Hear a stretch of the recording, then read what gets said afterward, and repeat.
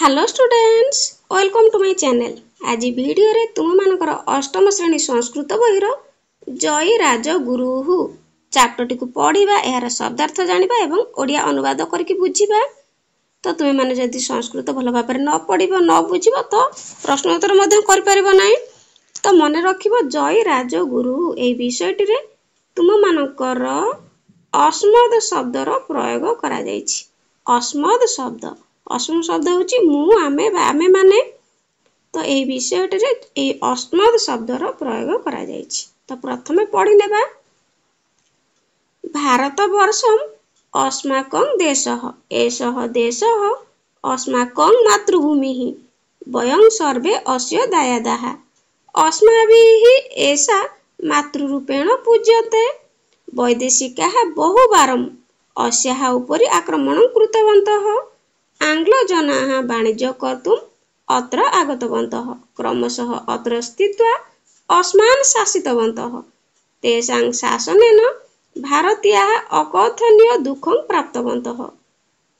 भारतं तेषां शासनात् मोचयितुं बहवः नेतारः अग्रे आगताः। ते अस्मभ्यम् उद्बोधनं दत्तवन्तः। वर्तमान शब्दार्थ जानिबा एवं बुझिबा। भारतवर्षम अस्माकं देशः। भारतवर्ष हेउछि आम मानकर। अस्माकं एठारे षष्ठी बहुवचन अस्मा शब्दर षष्ठी बहुवचन प्रयोग करा जायछि। तो अस्माकं मान आम्भ मानकर देश। भारतवर्ष आम्भ मानकर देश। एषः देश अस्माकं मातृभूमिः। एषः देश एही देश अस्माकं आमर मातृभूमि। वयं सर्वे अस्य दायादाः। वयं अहम आबाम। वयं अहम माने मु, आबाम आमे दुहे, वयं आम्भे माने समस्ते, सर्वे समस्ते, अस्य एहार दायादाः माने संतान। तेणु आमे माने समस्ते एहार संतान। अस्माभिः एषा मातृरूपेण पूज्यते। आम्भ मानक द्वारा एही भारतवर्ष बा एही मा भावरे पूजा पाए। वैदेशिकाः बहुवारम। वैदेशिकाः माने विदेशी माने बा इंग्रेज माने अनेक थर बहुत थर अस्याः उपरि एहा उपरे आक्रमण कृतवन्तः करिथिले। विदेशी माने अनेक थर एहा उपरे आक्रमण करिथिले। आङ्ग्लजनाः वाणिज्य कर्तुम् अत्र आगतवन्तः। आङ्ग्लजनाः माने इंग्रेज माने बा इंग्रेज लोक माने व्यवसाय करिबाकू, वाणिज्य अर्थात व्यवसाय करिबाकू एठाकू अत्र आगतवन्तः एठाकू आसीथिले। क्रमशः अत्र स्थित्वा अस्मान् शासितवन्तः। क्रमशः धीरे धीरे एठारे रही आम्भ मानकू शासन कले।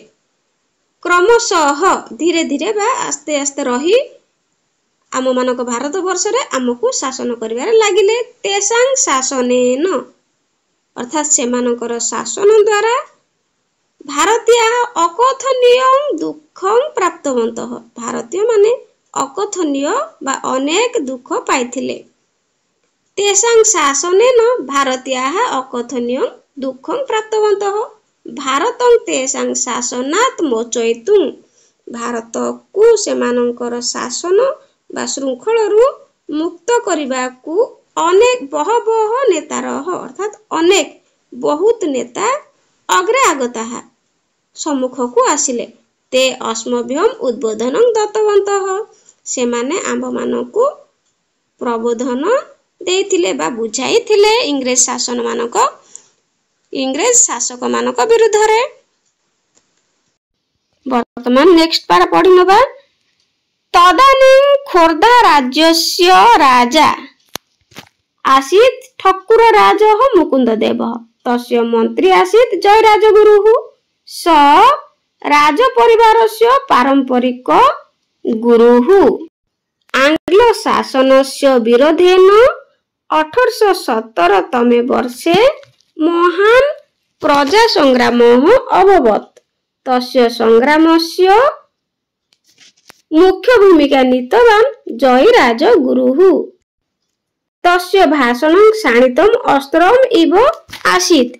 तस्य आह्वानेन पाइक जातिः मिलिता सर्वे मिलित्वा आङ्ग्ल शासकानां प्रतिरोधं कृतवन्तः।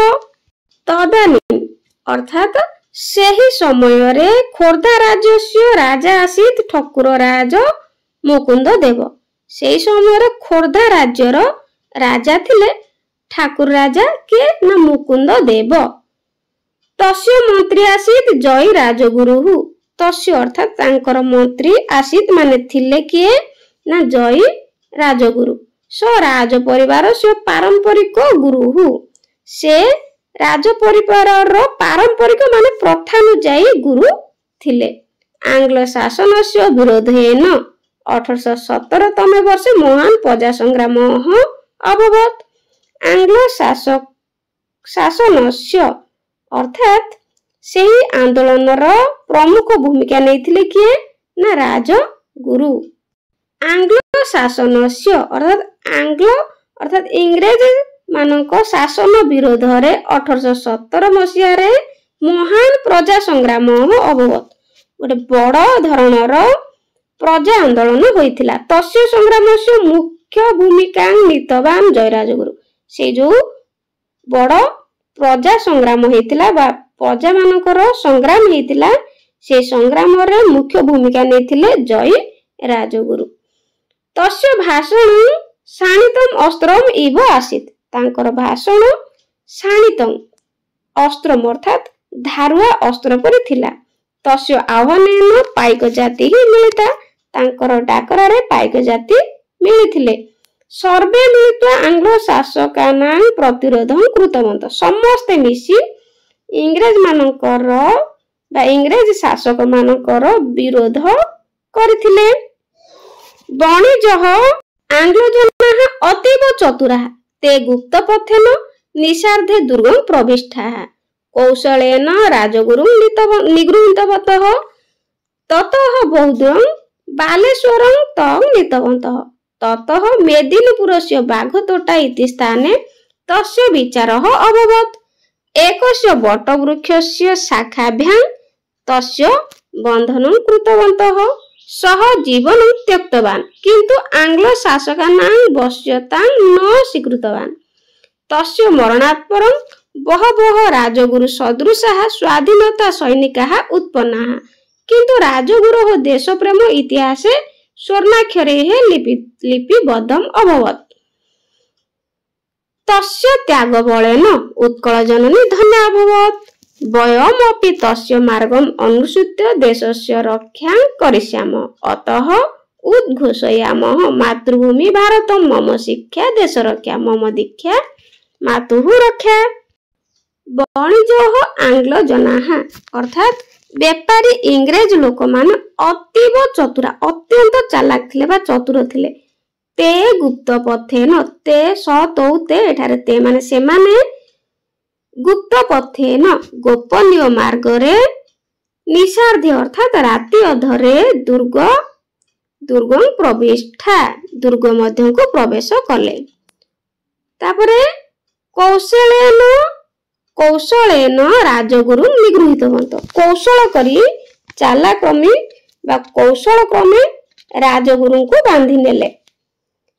ततः मेदिनीपुरस्य तापरे मेदिनीपुरस्य बाघतोटा इति स्थाने बहु दूर बालेश्वर को तांको नहीं जाइथिले बाघतोटा नामक स्थान को। ततः मेदिनीपुरस्य बाघतोटा इति स्थाने तस्य विचारः अभवत्। तांको बहु दूर बालेश्वर को नहीं गले एवं सेठारे थिबा मेदिनीपुरर बाघतोटा नामक स्थान रे तांकर विचार कले। एकस्य वटवृक्षस्य शाखाभ्यां गोटिए बट गछ अर्थात बर गछर दुई डाल रे तांकर कोन कले ना बंधन कृतवंत तांको बांधी देले बा बंधन तांकर करा गला। स जीवन त्यक्तवान से जीवन हारिले किंतु आंग्ल शासकानां वश्यता न स्वीकृतवान किंतु इंग्रेज शासक मानकर अधीनता से स्वीकार कले नहीं। तस्य मरणात् परं तांकर मरण बा मृत्यु परे बहवः राजगुरु सदृशाः स्वाधीनता सैनिका उत्पन्न। तांकर मृत्यु परे अनेक राजगुरु समान स्वाधीनता सैन्य माने जात हेले किंतु राजगुरु हो देश प्रेम इतिहास स्वर्णाक्षर लिपिबद्ध अभवत। किंतु राजगुरुंकर जयराजगुरुंकर देश प्रीति इतिहास रे स्वर्णम अक्षर रे सुवर्ण अक्षर रे लिपिबद्ध होई रहला। तस्य त्याग बलन उत्कल जननी धन्य अभवत।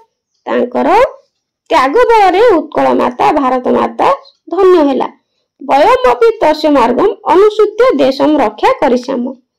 आमे माने मध्य तांकर पथ को अनुसरण करी देशर रक्षा करिबा। अतः उद्घोषयामः एणु घोषणा करूछु मातृभूमि ही भारत। आम भारत होची मातृभूमि। मम शिक्षा देश रक्षा।